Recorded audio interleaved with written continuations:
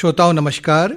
छत्तीसगढ़ में इन दिनों नगरीय निकाय और त्रिस्तरीय पंचायत चुनाव चल रहे हैं। हमारा यह विशेष कार्यक्रम नगरीय निकाय चुनाव पर आधारित है। आज हमारे साथ हैं राज्य निर्वाचन आयुक्त श्री अजय सिंह जी। सर, आकाशवाणी समाचार के इस कार्यक्रम में आपका हार्दिक स्वागत है।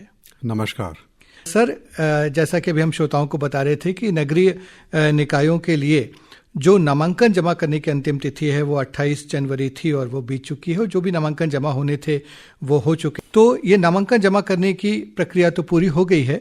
इसके आगे का जो चुनाव कार्यक्रम है वो किस तरह का होता है? मैं आपके श्रोतागणों को बताना चाहूँगा जी कि राज्य में कुल 173 नगरीय निकाय हैं जहाँ पर आम निर्वाचन की कार्रवाई अभी प्रचलित है जी।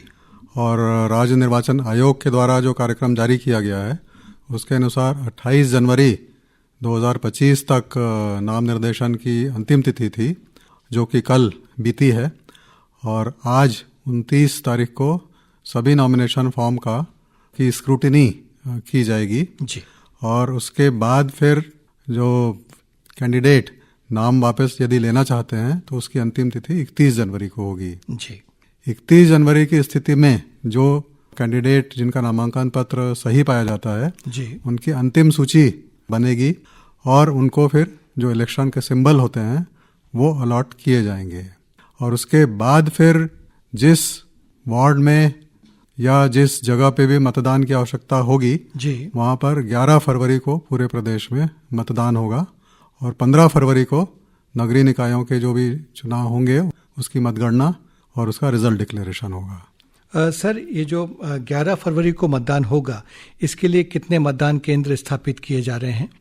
जो प्रदेश के नगरीय निकाय हैं उसमें मतदान के लिए कुल 5,992 पोलिंग स्टेशंस बनाए जाएंगे जी।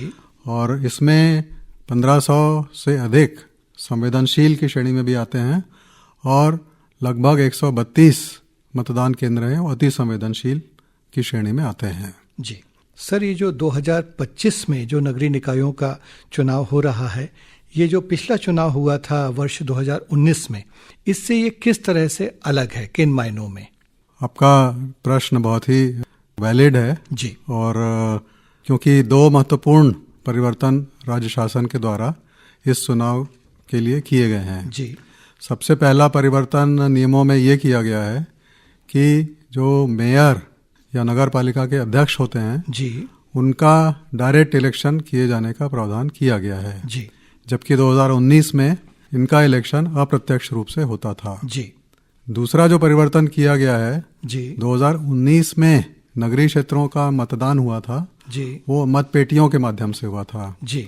लेकिन इस बार राज्य शासन ने 2025 के चुनाव के लिए ये निर्णय लिया है कि नगरीय क्षेत्रों में चुनाव जो होगा वो ईवीएम जो मशीनें होती हैं उसके माध्यम से होगा जी। आपने जैसा बताया कि ये इलेक्ट्रॉनिक वोटिंग मशीनों के माध्यम से हो रहा है और भारत निर्वाचन आयोग भी विधानसभा और लोकसभा के चुनाव ईवीएम के माध्यम से ही कराता है।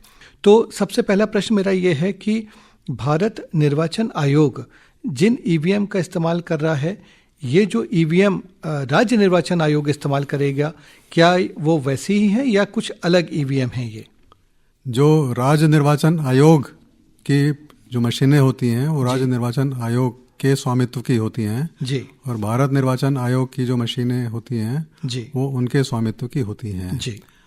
छत्तीसगढ़ राज्य में पिछली बार जो ईवीएम के माध्यम से चुनाव किए गए थे जी 2014 के आम चुनाव और उसके बाद 2019 तक जितने भी उपचुनाव हुए हैं जी तो उसमें जिन मशीनों का उपयोग किया गया था उन्हें multi post multi vote machine कहा जाता है जी। और उनका जनरेशन के हिसाब से उसको M2 जनरेशन की मशीनें कहा जाता है जी। तो राज्य निर्वाचन आयोग के द्वारा जो नगरीय निकायों में जिन मशीनों का उपयोग हो रहा है जी वो M2 जनरेशन की मल्टी पोस्ट मल्टी वोट मशीनें होंगी जी। और ये मशीनें भारत निर्वाचन आयोग की जो मशीनें होती हैं उससे भिन्न हैं। जैसा कि मुझे जानकारी है सर कि ये मशीनें भी उसी कंपनी ने तैयार की हैं जो कि भारत निर्वाचन आयोग की ईवीएम तैयार करता है, इलेक्ट्रॉनिक्स कॉरपोरेशन ऑफ इंडिया ने। तो इन मशीनों के बारे में थोड़ा सा विस्तार से बताएं, कितनी विश्वसनीय हैं, और 2014 में जैसा आपने बताया कि इसके माध्यम से चुनाव कराए जा चुके हैं, तो चुनाव सफलतापूर्वक और सुगमतापूर्वक संपन्न हो गए थे, इसके बारे में भी हमारे श्रोताओं को कृपया कर बताएं। जो आपने बताया कि हमारी जो M2 जनरेशन की मशीनें हैं जी, उसका निर्माण भारत सरकार की जो अंडरटेकिंग है जी, Electronics Corporation of India Limited जी, तो उनके द्वारा इसका निर्माण किया गया है जी, और इसी संस्था के द्वारा भी जो भारत निर्वाचन आयोग की मशीनें होती हैं उसका निर्माण करके उनको सप्लाई किया जाता है जी। तो भारत निर्वाचन आयोग और राज्य निर्वाचन आयोग की मशीनों की जो प्रदाता है जी, वो सेम कंपनी है और वो भारत सरकार की कंपनी है जी, लेकिन जो दोनों मशीनों में अंतर है जी, तो उसमें यह है कि हमारे राज्य निर्वाचन आयोग की जो मशीनें हैं जी, उसमें वीवीपैट जिसको कहा जाता है उसका प्रावधान नहीं है। जो आसान भाषा में कहें तो जो पर्ची निकलती है। हाँ, पिछली बार लोकसभा या विधानसभा के समय ईवीएम मशीनों का उपयोग किया था जी, उसमें वोटर पर्ची उसी समय वोट देने के बाद निकलती है जी,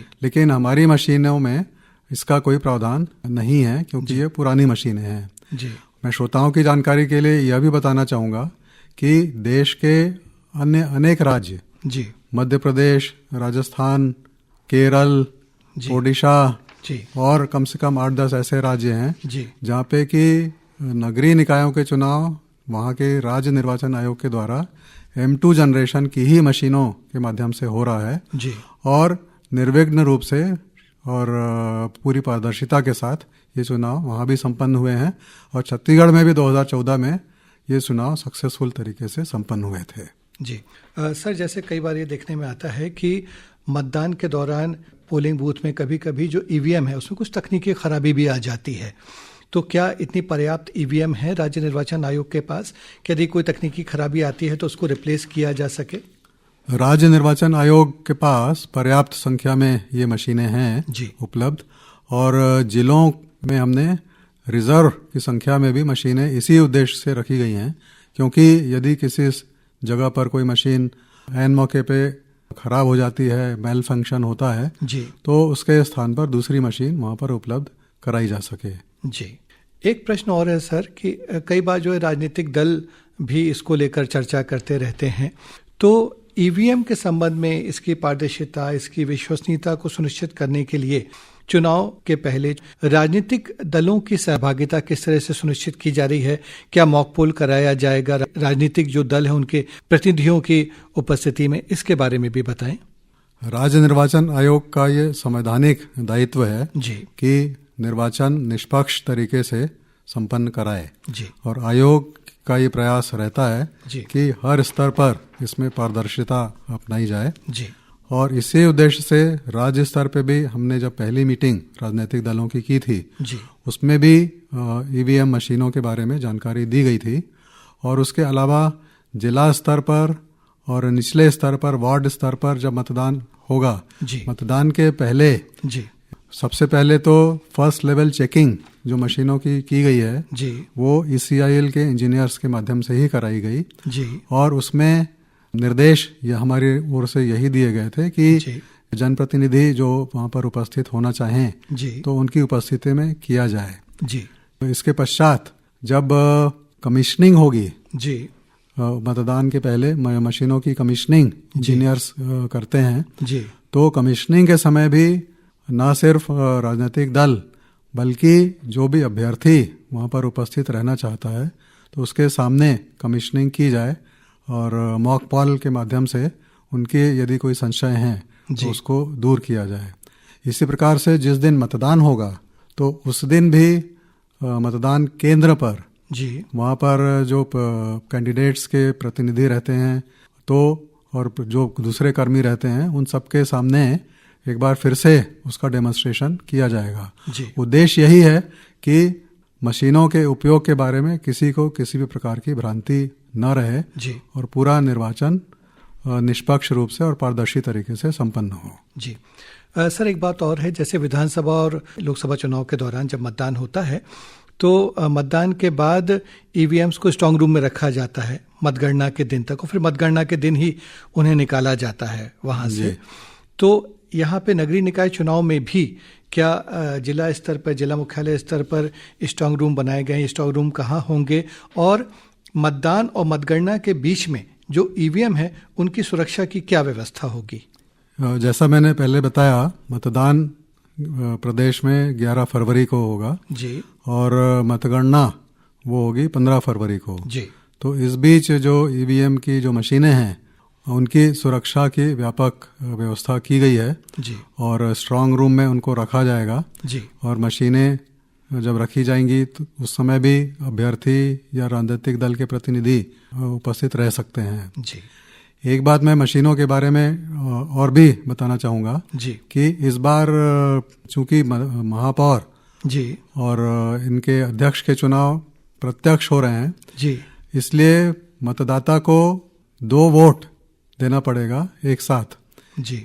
वो महापौर के लिए भी वोट देगा और पार्षद के लिए भी देगा जी। तो ये चीज़ खास तौर पे मैं चाहूँगा कि जो आपके श्रोतागण जी की जानकारी में ये चीज़ होना जरूरी है। मतलब 2 बटन उसे दबाना पड़ेगा या 2 मशीनें होंगी या 2 बटन, एक ही मशीन में 2 बटन दबाना होगा? नहीं, मशीनों की संरचना जो मल्टी पोस्ट मल्टी वोट मशीनें इसीलिए बोला जाता है जी कि ये मशीनें ऐसी हैं जिसमें कि महापौर और पार्षद जी दोनों के लिए वोट डाले जा सकते हैं जी। सबसे पहले ऊपर उसमें महापौर की सूची रहेगी, उसके लिए जो जो कैंडिडेट होंगे जी, और उनको जो भी सिंबल, उनका पार्टी सिंबल या निर्दलीय हैं तो उनका जो अलॉटेड सिंबल होगा जी, तो उनकी सूची रहेगी और उसके बाद फिर पार्षद पद के लिए जो अभ्यर्थी होंगे उनकी सूची होगी जी। और जब मतदाता वहाँ पर जाएगा मतदान केंद्र में जी, तो उसको पहले महापौर के लिए जिस भी कैंडिडेट को वो वोट देना चाहता है जी, उसके लिए उसको बटन दबाना पड़ेगा जी, और उसके पश्चात पार्षद के लिए जो अभ्यर्थी हैं जी, उसमें से वो अपनी चॉइस से बटन दबाएगा तो उसको दोनों पद के लिए 2 वोट के लिए 2 बटन दबाना पड़ेगा। जी। हमारे यहाँ पर जो मतदाता उनको आमतौर पर विधानसभा और लोकसभा चुनाव में मतदान करने की, वोट देने की आदत होती है, एक ही बटन दबाने की आदत होती है। तो ये जो ईवीएम है तो इसके बारे में जो हमारे मतदाता हैं, क्योंकि सारा चुनाव तो उन्हीं से ही है, मतदाताओं से ही है, उनकी भागीदारी से, उनकी सहभागिता से ही है, तो उनको इसके बारे में जागरूक करने के लिए आयोग की ओर से क्या कदम उठाए जा रहे हैं? क्या ईवीएम प्रदर्शन या जानकारी केंद्र बनाए जा रहे हैं?